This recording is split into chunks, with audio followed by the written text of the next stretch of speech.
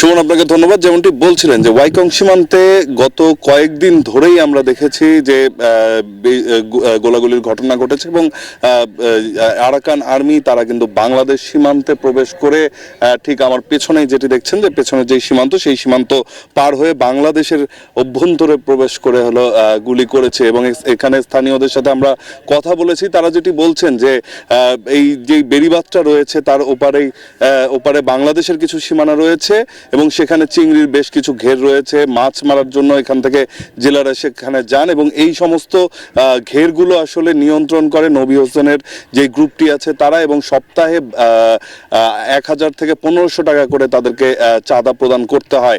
এবং ঠিক মিয়ানমারের ওপারেও হলো বেশ কিছু চিংড়ির ঘের রয়েছে যেগুলো তাদের দখলে ছিল এবং সেগুলো নিয়েই আসলে মূল দ্বন্দ্ব হয় আরাকান আর্মির সাথে এবং সেই সুবাদে কিন্তু তাদের মধ্যে সংঘর্ষের ঘটনা ঘটে এবং সেখান থেকে কিন্তু তারা বাংলাদেশের ভেতরে পালিয়ে প্রবেশ করে, যেটি হলো এখানকার স্থানীয়রা দাবি করছেন। এবং তারা যেটি বলছেন যে সেদিনের সেই গোলাগুলির ঘটনা কিন্তু গতকাল দুপুর সকাল অবধিও কিন্তু হয়েছে বলে তারা আমাদেরকে জানিয়েছেন। এবং এই ঘটনায় কিন্তু একটি শিশু সে গুলিবিদ্ধ হয়েছে, তাকে বর্তমানে ঢাকায় উন্নত চিকিৎসার জন্য নেওয়া হয়েছে। এছাড়াও তারা যখন আরাকান আর্মি যখন বাংলাদেশের অভ্যন্তরে ঢুকে পড়ে সেই সময় কিন্তু এই বাংলাদেশের যেই জায়গাগুলো রয়েছে অর্থাৎ সীমান্তগুলো রয়েছে সেখানে মাইন আসলে পুঁতে দিয়েছে, যার কারণে এখানে যারা স্থানীয়রা রয়েছেন যারা ওই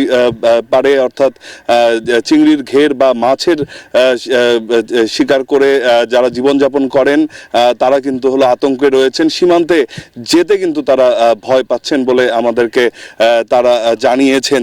যদি সবকিছু মিলিয়ে বলদি যে ওয়াইকং সীমান্তের এই যেই এলাকাটি রয়েছে এখানে যারা স্থানীয়রা রয়েছেন তারা যেটি বলছেন যে এখন পর্যন্ত তারা সেই এলাকাটিতে যেতে ভয় পাচ্ছেন, তাদের হলো দিন দিন কর্মক্ষম হয়ে পড়ছেন বলে কিন্তু তারা বলছেন এবং জনমনে আতঙ্ক ছড়িয়ে পড়েছে। তো এই ছিল এখন পর্যন্ত আমার কাছে ওয়াইকং সীমান্ত থেকে সবশেষ তথ্য। সুমন, টানা তৃতীয়বার অর্জন করেছে দেশের সেরা সুপার ব্র্যান্ড স্বীকৃতি বসুন্ধরা টিস্যু।